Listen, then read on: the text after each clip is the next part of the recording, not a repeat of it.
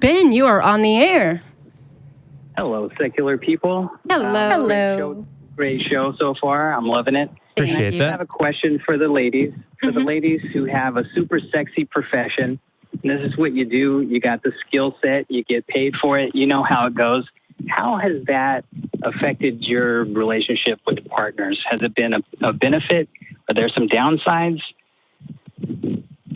Well, Can you speak about your experience? shall I take this one first? Or? You go right ahead. I think we may have similar experiences. Go right ahead. Well, I will say for me, sometimes when I'm dating, it's a turn on at first for the gentleman I may be going out on a date with. They're like, "Ooh, you must be so good at dirty talk," and I'm like, "Yes, I am," but.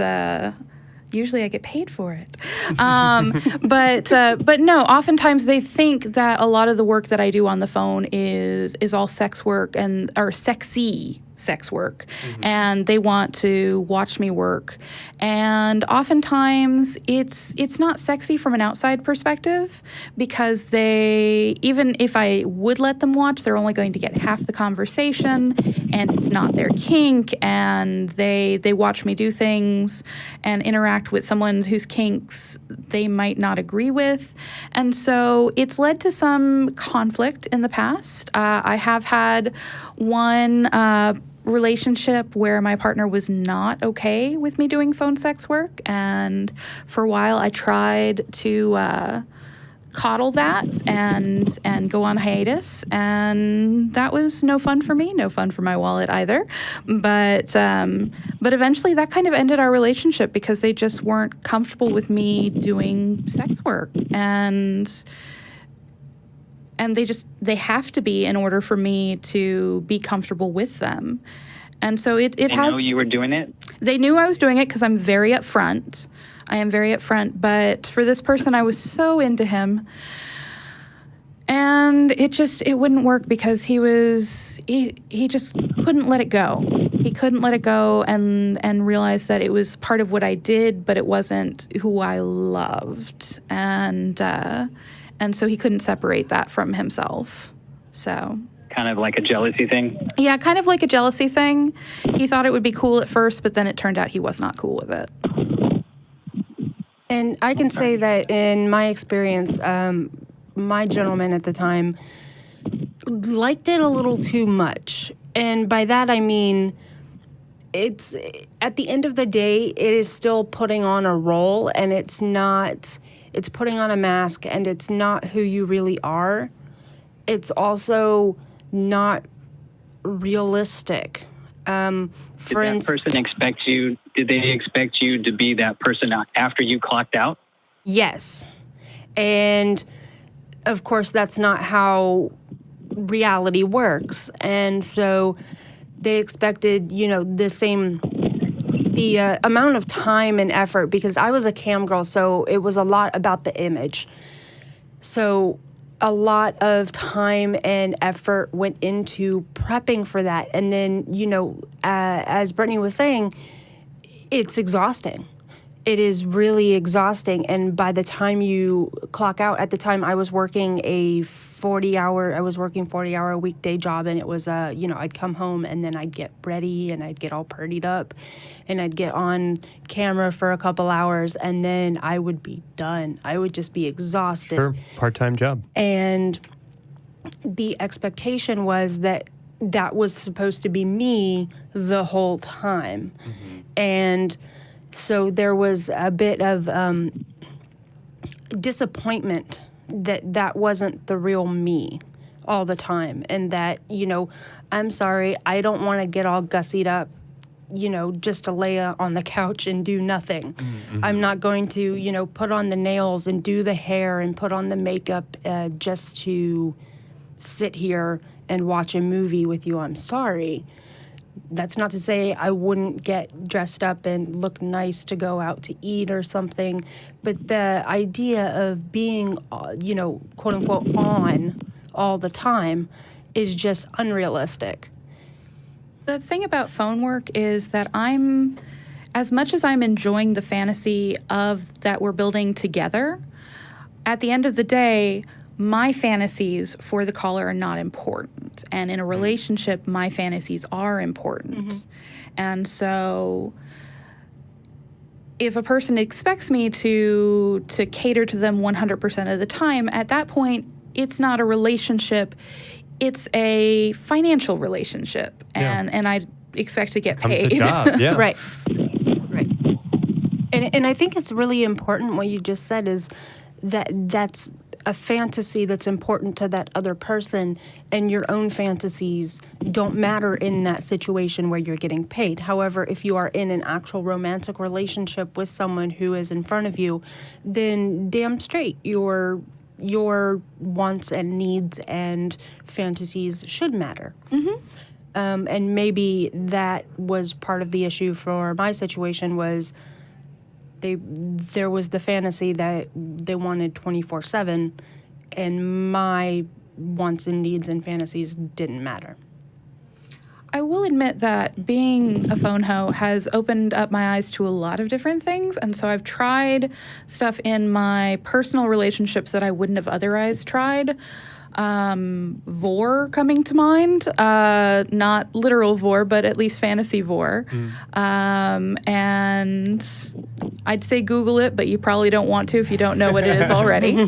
But yeah, it's one of those things where I'm more open to things in my normal romantic life now. But at the same time, it's one of those things that it's not going to be exclusively that person's fantasy all the time. So if I'm not getting that give and take, then they're out on their ass. Yeah, the financial aspect of things, the getting paid part, is a stand-in for the reciprocity. Yes. And if you're not getting paid in your romantic relationships, you're expecting, maybe not tit for tat, but some level of, you go, I go, we share, we're doing this together. So, Ben, I hope that kind of helped answer your questions. Great. Thank you for sharing your time with me. Of course. Absolutely. You have a great night. You too. Bye-bye. Bye. Well, I got to say that brings up for me about 37 different questions that I would like to ask. What is number 15? Yeah, I think 15 was something I heard y'all both say that kind of struck me as somewhat intuitive is I almost wonder going out on dates and getting to know somebody and being maybe in the early stages of a relationship, if you start to unpack like, hey, here's some of my quote unquote baggage, here's something that you're going to have to be comfortable with. I do sex work in these various ways. If people's responses to that are concerning in the sense that, obviously if somebody is really angry about it or upset, that's like, okay, exclusionary criteria, move on. But I also wonder if somebody is too excited about it, if that's like a big old red flag, if that's concerning at all based on y'all's experiences. It is. Yes. Yeah. Very much so. If I talk about phone bone and they're like, ooh, I want to watch. I'm like, it's not that sexy watching it. This is all up in the brain and all up in the voice, and this ain't going to be your bag of tea, honey. They're obviously having a fantasy that is not going to be reality. Yeah, they expect the cam girl all the time. And, exactly. And it's not what... That's not the real person who's sitting in front of you at the other side of the table. It's not the real person, and then phone bone, you don't typically get all prettied up either. Right. So, I mean, by necessity, you don't necessarily have to. No. Well, and then the flip side of that, I wonder if in romantic relationships or in partnered sex or, anywhere on the spectrum between, fancy dinner or hot, passionate sex, whether you sometimes have a hard time, taking off your work hat and no longer being performative and actually getting into it and enjoying it for pleasure's sake, or if you find yourself still sort of constantly thinking about where the camera is placed, so to speak, or how this comes across or how this sounds to your partner. Oh my goodness. Yes. So one of the things that I found is if I'm coming off one of my shifts, at one of my self-imposed phone shifts, if I start talking on, say, Tinder, I'm so much more flirty and so much more sexual than I would be otherwise. And it's gotten me into trouble with the expectation that I'm ready and raring to go just as is, and I've had to kind of roll it back and tell people, this is me professionally, and it kind of bled into my personal, and I need you to take it a step back and treat me less as a sex object. Yeah. Yeah, and I mean, that's human for anybody. I mean, I know that I, will have a day of seeing clients as a therapist and then, go out to have drinks with my girlfriend. And I'm like, so tell me how that made you feel, And I have a hard time just having like a human conversation. But, when we get sex mixed up into it, which already comes with so much baggage about, particularly for women, looking the right kind of way, performing the right kind of way, being attractive or desirable and all of these like very narrowly defined things. I can only imagine how much mental work that can be. A lot. Yeah, a lot. And, Yes. And flipping those switches takes a lot of mental effort too. Like you were saying, if you're not careful, you have that lag time after you take the hat off. Well, it's going to be a little while before you actually, there's like a grace period, right? Where you're slowly coming down off of that personality. Yeah. And if you're not careful, you'll find yourself in an interesting situation. That's probably the best way I can think to put it. But yeah. Yeah, well, I hear that. We talked a little bit, I guess, about your romantic relationships and how your work fits into all of that. But I'm curious if, your family knows anything about what you're doing on the side, or if there's ever been any, tension at a cocktail party, just what it's like interacting in the real world. So I'm particularly close with my aunt and uncle, just because of proximity. And they know what I do, and so do my cousins. And generally, they're pretty cool with it. Basically, I told them funny stories in order to put them at ease. Sure. But I don't tell them everything, God knows. And I keep it pretty clean. And occasionally I'll mention it, but I more along the lines brought them into the loop so that way they would know why I have to sometimes decline things if it's on one of my regular work nights scheduled, and that kind of thing. Because I didn't want to lie to them. I'm very open with my family. It's really nice, but at the end of the day, they do get a cleaned up version of things. Sure. I mean, you definitely have to clean it up to present to people who are not in the thick of it. Yeah. There's only so many cum shots and cream pies.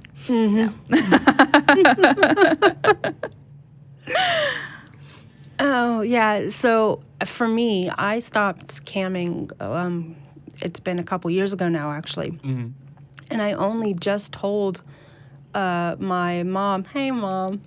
I only just told my mom about it 6 months ago. So, yeah. I wonder, outside of like family and the people who, whose opinions matter, even if we don't live and die by what our parents or whoever else might think of us. I know I have the experience of just going out to a bar or whatever and meeting a stranger and telling them, yeah, I'm a sex therapist, and people get all giddy and they ask the same like 7 questions over and over. And what is that like for you? Do you ever just casually mention to an acquaintance, or do you keep that pretty like locked tight? Nope, I tell everybody. Yeah, all right. I tell everybody. Everybody knows Brittany's a phone hoe. I really enjoy this work. I've been doing this work for a while. it's a great topic of conversation because, like we began at the top of the hour, most people don't know it still exists. And so it's this topic of fascination for a lot of people. Sure. They want to ask a lot of questions, and I love talking. So it's a match made in heaven. Mm-hmm. And so it's really interesting line of work. It's interesting. I've helped some people get into this line of work because of it. And then otherwise, it's just one of those things. It's a little awkward in some ways because they seem interested, and then it's just like, well, do I hand them a business card and say, call me on my sex line? Sure. Or are we flirting and we're going into the non-paid interaction? I'm sometimes it's very Totally confusing. Yeah, the difference between like flirting and marketing might be kind of a thin line sometimes. A little. I mean, To the audio viewers, that was actually much better getting to see y'all's faces than any response you could have actually given me. yeah, I don't come out with it. And actually, at the time I was doing it, I was still fairly repressed. Sure. And so a whole mixed bag of, emotions and, like you were saying earlier, it gives you a bit of a boost of self-confidence. Mm-hmm. But at the same time, shame, shame, shame. And so it's not something that I am ashamed of and am very open about, but it's not like my leading line of, hi, nice to meet you. By the way, I used to be a sex worker. Sure. Because it's more active for me, it's not the line that I lead with, but when somebody asks, well, what do you do? I'm not going, typically I don't say, well, I'm just a mild-mannered office worker. Well, actually, I will say I'm a mild-mannered office worker, but at night, my fun side gets to come out and play. I'm a phone sex operator. See, that feels like promotional work to me. I'm just saying. Yeah. I know I would be the goober guy at a party who's like, is she flirting with me? I'll hand you the 900 number. I just slide that across the table. Have a completely I got her digits. white like a business card, and literally the only thing on the business card is just the number. Totally 90s. Very 90s. I like it a lot. Well, in any of those interactions, whether it's, again, with family or with strangers, has anybody ever, tried to take you to task, tried to judge you or tell you what you're doing is wrong or, get really down on it? Of course. I mean, it's one of those things where being a woman who's a bitch, a babe in total control of herself.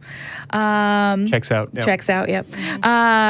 Is going to be something that puts people on edge sometimes. Mm-hmm. And one of those things is that some people think that sex work in general is just a terrible thing. Mm-hmm. And that I'm having to do it because I am either exploited or that I'm exploiting these poor men by charging them for what I'm, offering them. Contributing to the moral decay of our society. Oh, yeah. Destroying families left and right. Oh, yeah, because, a homewrecker fantasy is obviously the same as me going into these men's lives and pulling them apart. I am not, telling them to pay me. I'm just offering my services, and then they volunteer their wallets. Mm-hmm. It's so nice, and it's so thrilling, but at the same time, I'm not holding a gun to their head. Sure.